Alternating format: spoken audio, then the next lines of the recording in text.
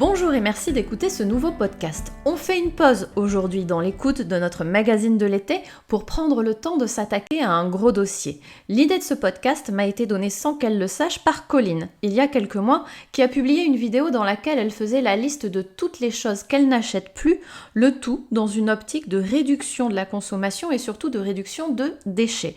Et comme c'est justement l'une de mes lubies, aussitôt après sa vidéo, j'ai eu envie de me prêter moi aussi au jeu. J'ai pris un petit carnet et j'ai entamé ma propre liste de ce que je n'achète plus, de ce qu'on n'utilise plus dans le foyer et je vous invite d'ores et déjà à en faire de même. Le but n'est absolument pas de faire un concours de qui a la plus longue liste, mais de prendre un petit peu de recul sur ses propres pratiques pour se féliciter déjà, parce que non, ce n'est pas sale de se féliciter, ce n'est pas sale d'être content de soi, et pour aussi peut-être se motiver à faire un petit peu plus ou à faire autrement, à faire comme on peut, à faire comme on veut, à faire au rythme où on peut aussi, mais à faire. Et pour moi, le but en diffusant ce podcast, c'est aussi de titiller la motivation de chacun. Je veux dire aussi bien la vôtre que la mienne. Parce que oui, je compte bien sur le fait que quelques-unes de mes idées puissent vous donner envie de les suivre, mais j'espère tout autant que vous laisserez à votre tour en commentaire des idées que je n'ai pas citées et qui me motiveront pour ma propre suite. Alors, par quoi commencer ? Déjà peut-être par ce constat assez paradoxal et assez rigolo, si j'ose dire, c'est que si la moi d'il y a 10 ans, citadine, légère et désinvolte de même pas 30 piges, voyait la moi de maintenant et ses habitudes, clairement, elle tomberait des nues. Et forcément, la moi de maintenant a quand même un petit peu de mal à assumer ses habitudes dégueulasses du temps jadis. Reste que ça permet au moins de prouver un point, mieux vaut tard que jamais. Le reste de ma vie, c'est sûr, ne pourrait probablement pas suffire à compenser l'inconséquence qui était la mienne et celle de toute une population, à vrai dire, il y a encore 10 ans. Mais ce qui compte, c'est de s'être réveillé et de changer des choses. Non, pas toutes les choses, mais des choses. Commencer par ce qui nous semble à portée, ce qui nous semble facile, ce qu'on peut changer sans trop de renoncement et compter ensuite sur le fait que, une fois la machine lancée, le reste se fait tout seul. Donc, la première étape à la maison, ça a probablement été de ne plus acheter de papier type sopalin, ni de serviettes en papier au sens large. On n'a même pas, à vrai dire, acheté ces espèces de sopalins lavables très à la mode, mais très gadget qui coûtent une grosse blinde, parce que oui, c'est peut-être pratique de craquer chaque carré de sopalin qu'on va utiliser, mais à condition de ne pas être celui qui aura dû se fader de les accrocher ensemble avant, juste pour le plaisir de les détacher ensuite. C'est totalement inutile ce genre de truc. On a des serviettes de table posées sur la table, on a des torchons dans la cuisine, des serpillères au cellier au cas où on renverse quelque chose ou pour faire les sols, et pour tout le reste, des lingettes en microfibre que j'ai découpées en différents formats et placées dans une panière à portée de main, et ça nous sert pour toutes les situations quotidiennes. L'étape suivante, ça a été dans la salle de bain. Là aussi, j'ai arrêté le jetable. J'ai acheté des carrés de coton démaquillant et des protections périodiques en version lavable. J'ai une panière en osier à côté de la poubelle. On prend et on jette comme avant. Mais au lieu de jeter à la poubelle, on jette dans cette panière. Parfois après un bon pré-lavage, dans le cas des protections menstruelles évidemment, et quand je lance une machine, je m'en vais juste avant récolter gaiement le contenu de ma petite panière pour l'ajouter dedans. D'ailleurs, en parlant de machine, on a aussi arrêté de sécher notre linge à la machine. Ma vieille lavande séchante a claqué cette année après un record de longévité. Je crois que j'avais compté, ça faisait plus de 15 ans que je l'avais. Et on a racheté après coup un simple lave-linge sans fonction séchage. Oui, c'est sûr, c'est moins pratique en hiver. J'ai des étendoirs à perte de vue qui décorent le salon, mais le sèche-linge, ça va bien en ville quand t'es coincé par les mètres carrés. À 3 à la campagne, quand même, on peut raisonnablement s'en passer. On vient de faire une moitié d'hiver, un printemps et un bout d'été comme ça, et franchement, ça va. On déteste cordialement, mon homme et moi, se fader le linge à étendre ou à ramasser, mais au moins il est moins froissé qu'en ayant séché en machine. On se console comme on peut. Et tiens, puisqu'on parle de machine, parlons aussi un peu de fringues. Décidément, je suis la reine des transitions, il y a de quoi en être tout tourneboulé. Ceci dit, les vêtements, ça fait plus d'1 an maintenant que je ne les achète plus que d'occasion. pour moi d'abord, mais aussi pour Nino. Au départ, je rechignais un petit peu à acheter aussi les chaussures et les sous-vêtements en seconde main, mais j'y suis venue et je ne regrette absolument pas. Je suis devenue addict à Vinted et en prenant un minimum de temps pour chercher, on trouve des choses en parfait état à prix bradé. D'ailleurs, vous n'y verrez pas mes sous-vêtements, mais j'ai une story permanente consacrée à nos trouvailles que vous pouvez consulter sur Instagram. Mais attention, ceci dit, ça risque de vous donner envie de vous lancer si ça n'est pas encore fait. Ah mais on s'en fout, c'est le but. Bon, sur Vinted toujours ou en vide-grenier, je trouve aussi pas mal de livres et de jouets. Mais là, on achète encore du neuf à côté de ça. Ceci dit, quand on recherche vraiment un objet précis, comme dernièrement une boîte de jeux traditionnels, vous savez, avec jeux de loi, jeux de chevaux, jeux de dames, et toujours le quatrième, là, le dernier, dont on ne connaît pas vraiment les règles. Vous voyez, avant d'envisager l'achat en neuf, j'ai pris l'habitude de chercher un petit peu sur Vinted et ça fait souvent kin. Là par exemple, j'ai eu la boîte de jeux pour 8€. Et vraiment, je parle de ça dans ce podcast consacré à la réduction de déchets parce qu'outre les économies pour nous, sachant qu'une telle boîte neuve, ça coûte facilement le triple, il faut aussi voir les économies d'énergie que ça permet, en évitant des achats supplémentaires, donc de la production supplémentaire. Et si vous voulez en savoir plus sur l'achat en seconde main en général, j'ai consacré un podcast complet à Vinted. Et pour la suite, on va passer en cuisine.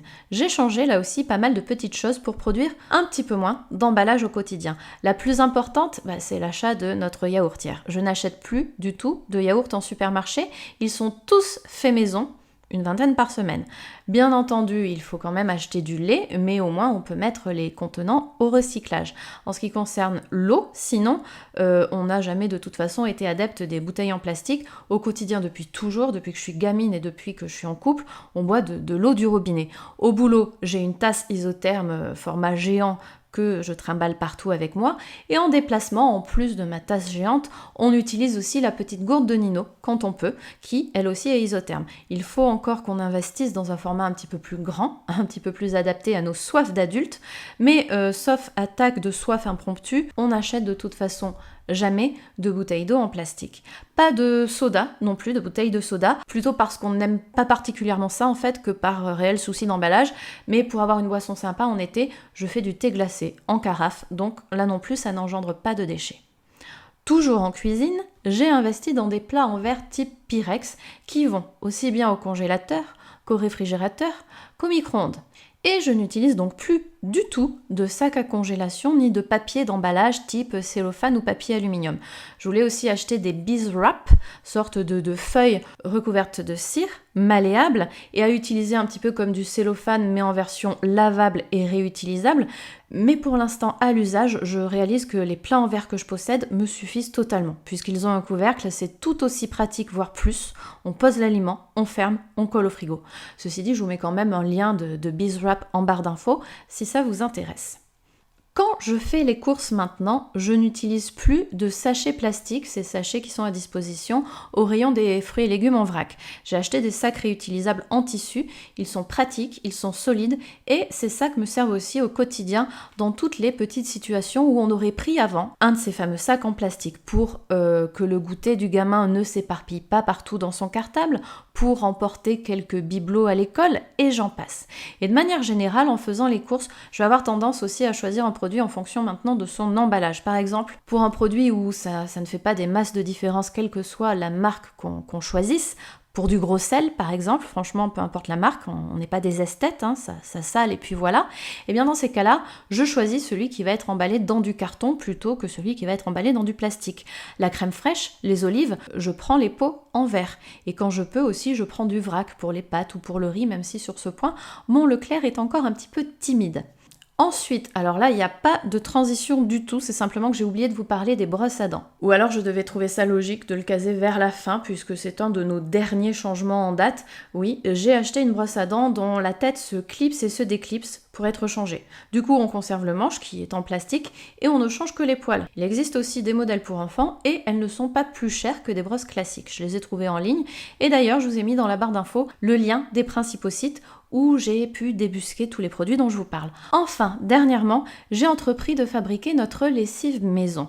Donc fini, là aussi, les gros bidons de lessive qu'on réachète sans arrêt. Alors oui, les ingrédients utilisés pour la fabriquer ont eux-mêmes des emballages, mais l'essentiel, c'est de l'eau et du savon de Marseille qui, quand on l'achète en grand format, est juste enroulé dans un morceau de papier, sans plastique. On ajoute encore des petites quantités de cristaux et de bicarbonate de soude, et du coup, la totalité des emballages produits par cette petite fabrication maison est incomparable avec les gros bidons de lessive du temps jadis. Du coup, j'ai aussi arrêté d'acheter le produit vaisselle, un bloc de savon de Marseille dans une coupelle près de l'évier, une brosse à vaisselle, ce qui, soit dit en passant, récure bien mieux qu'une éponge, et le tour est joué. Et je termine d'ailleurs sur ce point parce que ça me permet d'insister sur le fait que, contrairement à ce qu'on pourrait craindre, la très grande majorité de ces changements n'entraînent pas de perte de confort ou de pratique. On change simplement une habitude. On a besoin, oui, d'un petit temps d'adaptation, mais à part étendre le linge parce qu'on n'a plus de sèche-linge, il n'y a rien de contraignant dans nos nouveaux gestes. Et c'est même souvent le contraire. Je préfère, comme je viens de vous le dire, faire la vaisselle avec ma brosse et mon savon plutôt qu'à l'éponge et aux produits comme avant. Je préfère mettre mes restes dans un plat qui se referme en 3 secondes plutôt que me bagarrer un quart d'heure avec le rouleau de cellophane. Et autre point non négligeable, la plupart de ces changements d'habitude ont entraîné d'importantes économies. Tout s'accumuler, c'est vraiment pas rien les gars. La plus grosse source de ces économies, évidemment, ce sont les vêtements, parce que Nino change de taille environ une fois par an, à l'âge où il est, et je lui renouvelle du coup un dressing complet pour à peine 50 balles, mais tout ce jetable par ailleurs qu'on n'achète plus, que ce soit dans la salle de bain, dans la cuisine ou autre, on s'en rend clairement compte dans le budget mensuel. Du coup, j'ai encore envie de modifier 2-3 petites choses. J'aimerais qu'on utilise aussi à l'avenir autant que possible des mouchoirs en tissu.